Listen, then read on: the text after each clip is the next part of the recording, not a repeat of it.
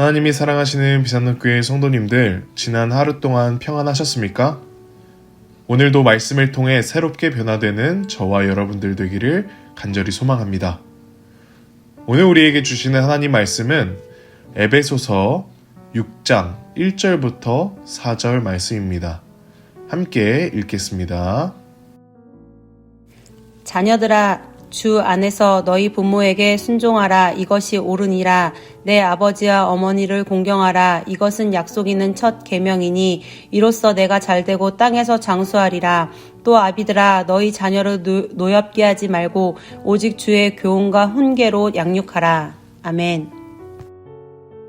기도하겠습니다. 하나님 아버지 감사합니다. 오늘도 새 하루를 허락하신 주님의 은혜에 감사드립니다. 나의 완악한 마음을 정결케 하시고 오늘도 주님의 말씀으로 새롭게 채워지는 하루가 되게 하여 주시옵소서. 예수님의 이름으로 기도드렸습니다. 아멘.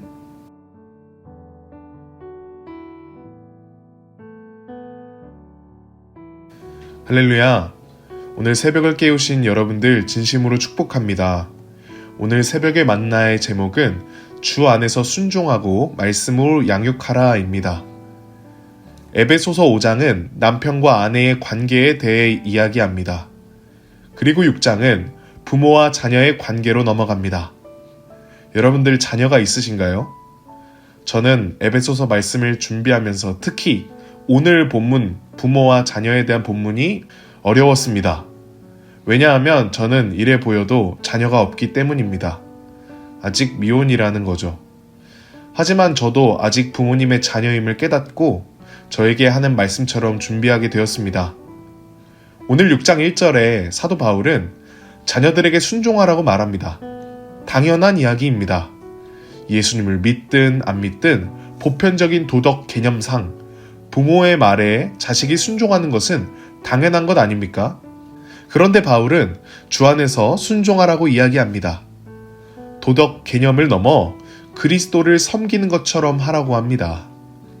이와 비슷한 말씀이 에베소서 5장 22절에도 나와 있습니다. 아내들이여 자기 남편에게 복종하기를 주께 하듯 하라. 25절에도 남편들아 아내 사랑하기를 그리스도께서 교회를 사랑하시고 그 교회를 위하여 자신을 주심같이 하라고 말씀하십니다. 그리스도가 기준이 되고 그분을 따라 살아가는 부부간의 관계가 부부에서 끝나는 것이 아니라 자녀들에게도 동일하게 적용되는 것이죠. 이어서 계속 살펴보면 2절에 계명을 언급하며 하나님 사랑, 이웃사랑으로 두 돌판으로 쪼개진 10계명에서 이웃사랑의 첫 계명인 5계명을 이야기합니다. 그러면서 신명기 5장 16절 말씀을 인용하는데요. 함께 읽어보도록 하겠습니다. 너는 내 하나님 여호와께서 명령한 대로 내 부모를 공경하라. 그리하면 내 하나님 여호와가 내게 준 땅에서 내 생명이 길고 복을 누리리라. 아멘. 구약에서부터 부모에 대한 공경을 매우 강조했고 지금까지 계속 강조되고 있다는 사실을 말해줍니다. 우리는 오늘 말씀처럼 부모님께 순종하고 공경해야 합니다. 세상의 가치를 넘어 주 안에서 주님을 섬기듯 해야 합니다. 여러분들은 그렇게 하고 계신가요? 설교자로서 괴로울 때는 스스로 하지 못하는 것을 설교할 때인 것 같습니다. 저도 설교를 준비하며 되돌아보면 부모님께 순종하는 게 참 어렵더라고요.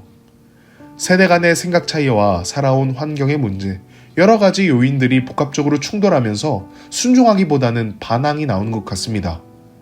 그렇다면 어쩔 수 없네 하고 손 놓고 있어야 할까요? 예수님은 우리를 다르다는 이유로 포기하고 버리시지 않으셨습니다. 그 사랑은 모든 허다한 것을 덮었습니다.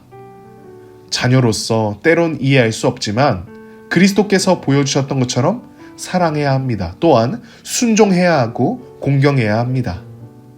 이제 성도님들은 선택의 갈림길에 서 있습니다. 이 말씀을 안순간 외면할 수 없습니다. 성경은 이것이 옳다라고 말합니다. 여러분들 어떤 자녀가 되시겠습니까? 설령 그간 부모님과 충돌하였더라도 미워하였더라도 우리를 향한 주님의 오래 참으심과 사랑으로 말미암아 주 안에서 순종하고 공경해야 합니다. 그런 자녀로 살아가는 저와 여러분들 되시길 간절히 소망합니다.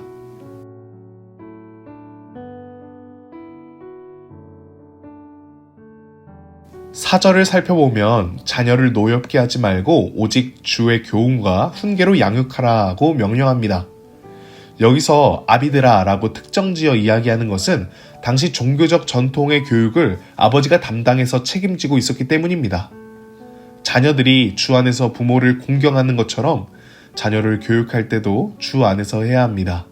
그리고 자녀를 대할 때 노하게 하지 말라고 이야기하는데요.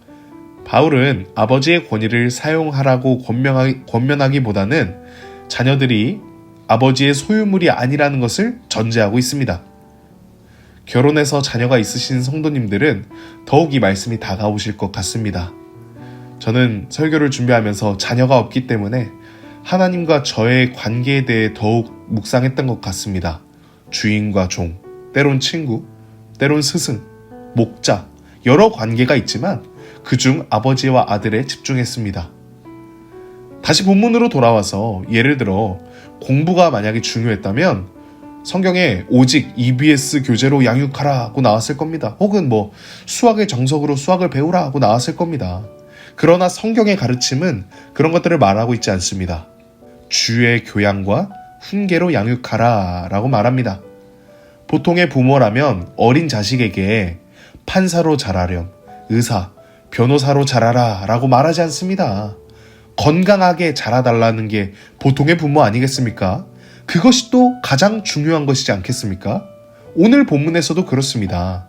가장 보편적이고 중요한 주의 교훈과 훈계로 양육하라 라고 말합니다.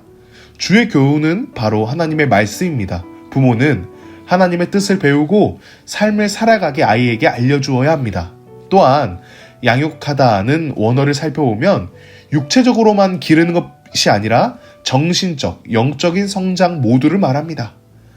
자신의 자녀를 방치하고 방임하는 것이 아닌 영육간에 양육해야 합니다. 말씀으로 말입니다.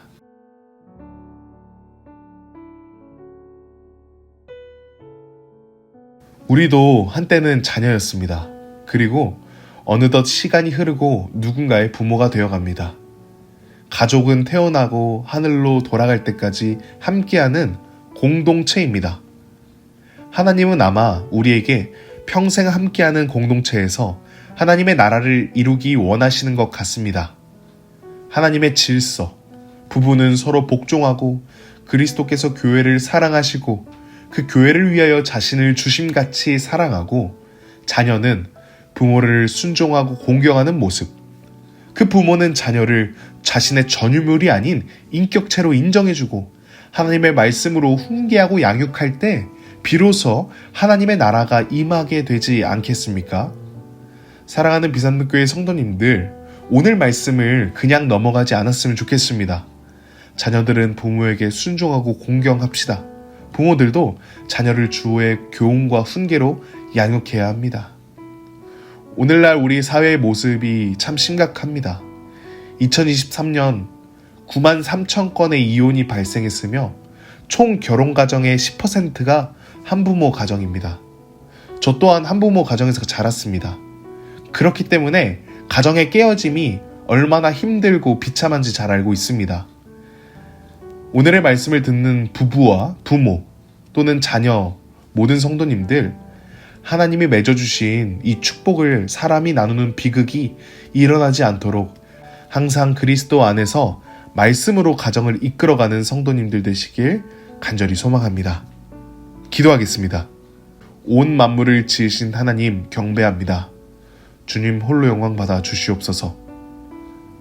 찬양받기 합당하신 하나님, 새벽 기도회를 허락하심에 감사드리고 오늘의 하루를 허락하심에 감사드립니다. 이 땅에서 만나게 하시고 하나가 되게 하시고 가족으로 맺어주신 이 공동체에서 하나님 나라를 이루길 소망합니다. 주님, 우리 모든 가정을 말씀으로 경영하길 소원하오니 우리를 다스려 주시옵소서. 또한 아픔 속에 신음하는 이들에게 치유를 허락하시고 고통과 어려움 가운데 있는 이들에게 평안과 쉼을 허락하여 주시옵소서. 예수님의 이름으로 기도드렸습니다. 아멘.